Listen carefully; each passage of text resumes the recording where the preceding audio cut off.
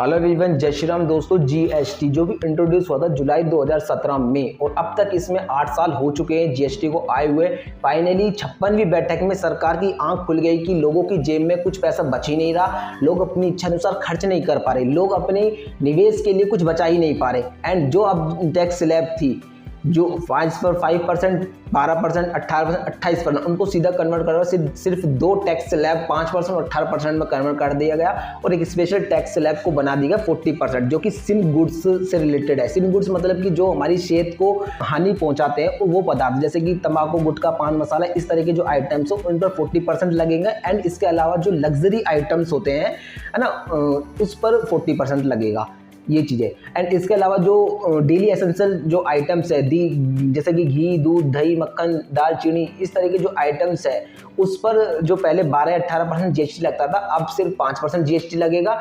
And agriculture से related जो items है, जैसे कि बायोपेस्टिसाइड हुआ, ट्रैक्टर्स के पार्ट्स वगैरह हुआ, सिलाई मशीन वगैरह, इस तरह की जो आइटम्स होते हैं उन पर जो पहले 12-18% जीएसटी लगता था, अब उन पर भी सिर्फ 5% ही जीएसटी लगेगा। और हेल्थ केयर सेक्टर की अगर बात करें, इंश्योरेंस में हेल्थ इंश्योरेंस इंडिविजुअल का एंड लाइफ इंश्योरेंस, उस पर जो पहले जीएसटी लगता था 18%, अब उस पर भी सिर्फ नील टैक्स लगेगा। उसमें तो मतलब टैक्स ही नहीं लगेगा, जीरो टैक्स रहने वाला है। एंड इसके अलावा जो हेल्थ के जो पार्ट्स है उस पर भी जो 12% टैक्स लगता था, अब सिर्फ उस पर भी 5% ही टैक्स लगेगा। एंड ऑटोमोबाइल से रिलेटेड जो आइटम्स या ऑटोमोबाइल से जो रिलेटेड जो पार्ट्स वगैरह, मतलब सीधी सी बात है, ऑटोमोबाइल से रिलेटेड जो आइटम्स हैं उस पर जो 28% का जीएसटी लगता था, अब उन पर सिर्फ 18% का जीएसटी लगेगा।